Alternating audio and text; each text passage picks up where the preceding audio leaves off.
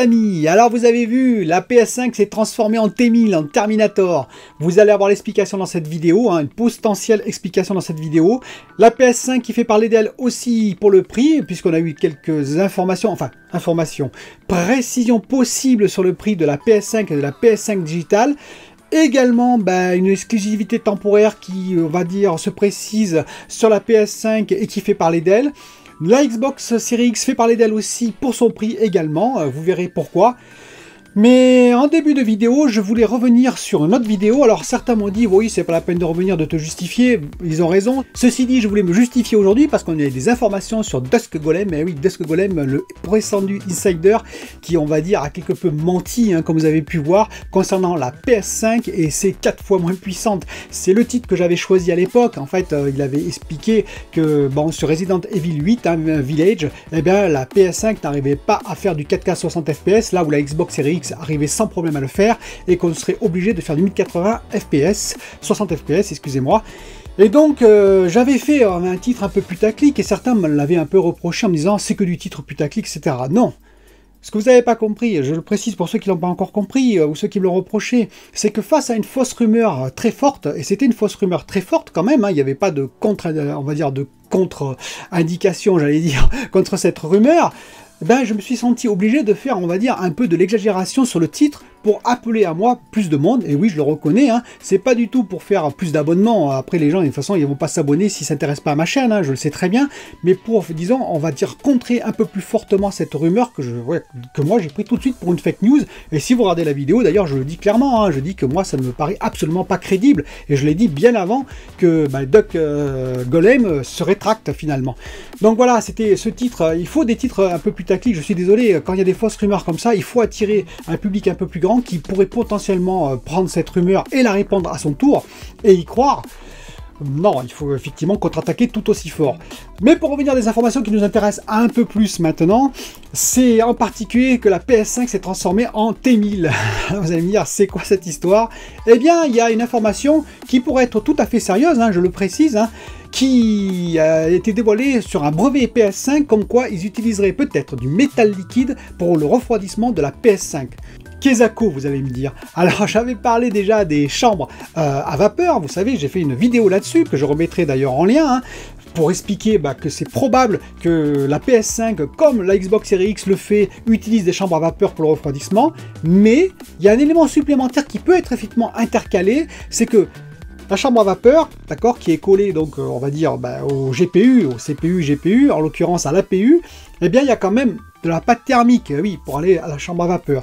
Et cette pâte thermique, elle est, on va dire, pas aussi efficace, même la meilleure des pâtes thermiques n'est pas aussi efficace que l'on le voudrait. Et donc Asus à l'époque, a été le premier à utiliser du métal liquide, oui, et à le développer, on va dire, sur leur ordinateur gamer, portable en particulier. C'est-à-dire, c'est un métal qui est à base de gallium et d'anium. Vous êtes très nombreux à vous poser la question, à savoir quelle est cette plante remarquable que vous connaissez tous, de vue en tout cas. Il s'agit de l'allium décoratif, pour les intimes, l'ail d'ornement.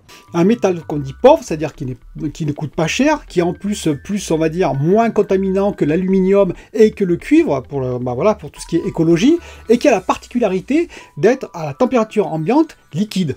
Et oui, donc on étale du métal liquide, vous l'avez bien entendu, au-dessus de l'APU en l'occurrence, et ensuite on pose dessus la chambre à vapeur par exemple, ce qui fait qu'on a une conduction de 20% encore meilleure que par rapport à une pâte thermique, ce qui fait que ça en fait encore augmenter, on va dire, le pouvoir de refroidissement de la chambre à vapeur en particulier. Et donc ça c'est intéressant parce que peut-être que sur la PS5 on a ça. Alors le gros défaut de ce système, je vous le rappelle, c'est que c'est du métal. Et du métal très conducteur. Et donc si jamais il y a une goutte, c'est très conducteur, une goutte qui tombe sur le motherboard par exemple, ou sur l'APU, sur le côté on va dire, ça peut être très gênant en termes de court-circuit. Mais bon, ils maîtrisent la technique Asus, et je pense que PS5 maîtriserait la technique sans aucun problème. Voilà, donc c'était une petite information intéressante. On verra quand évidemment la PS5 sera décortiquée par de nombreux sites, je m'en doute pas, on verra si effectivement il y a du métal liquide au-dessus entre on va dire l'APU et la chambre à vapeur. Une autre information qui est tombée, c'est que Monster Energy, associé à Halo Infinite, a donc créé un concours pour gagner quoi? Des Xbox Series X, 200 Xbox Series X avec le jeu Halo Infinite. Et bah, il y a des petits malins qui sont allés voir les règlements, le règlement, et ils ont vu la totalité, vous savez, ça doit être marqué, la totalité des lots. Enfin, du premier prix en particulier, parce que c'est dans les premiers prix. C'est le premier prix, c'est 200 Xbox Series X plus le jeu Halo Infinite. Et dans cette totalité, il y a marqué 120 000 $. Et donc, si vous divisez les 120 000 $ par les 200 lots, vous arrivez à un prix de 600 $. Et oui, 600 $. Vous enlevez le jeu, parce que le jeu il coûte à peu près 60 $, c'est ce qui a été estimé, donc il peut être plus, parce que, mais bon, 60 $, ça ferait donc que la console serait à 540 $, donc 540 €. On a estimé aussi que ça pouvait être le jeu, on va dire l'Ultimate, le pack Ultimate, donc à 100 $ plutôt, et donc ça ferait la console à 500 $ ou 500 €, 499 €, comme on le présume tous. Bon, c'est assez flou encore, voilà. Et puis il faut faire attention parce que ça peut être la console à prix, on va dire total, c'est-à-dire à un prix un peu plus haut que ce qu'elle va être vendue, c'est-à-dire qu'elle peut être très bien estimée dans ce concours à 540 €, et puis après qu'ils la vendent à 499 € en magasin. Ça ne compte peut-être pas aussi, comme je ne cesse de le dire, une offre avec le Game Pass, donc avec le All Access, pas avec le Game Pass, mais avec le All Access, qui inclurait le Game Pass Ultimate, bien entendu, et donc la console serait peut-être moins chère. Moi j'ai dit 399 € parce que j'espère, mais bon, ceci dit, ça peut être 449 €, ça peut être 499 €, on ne sait pas.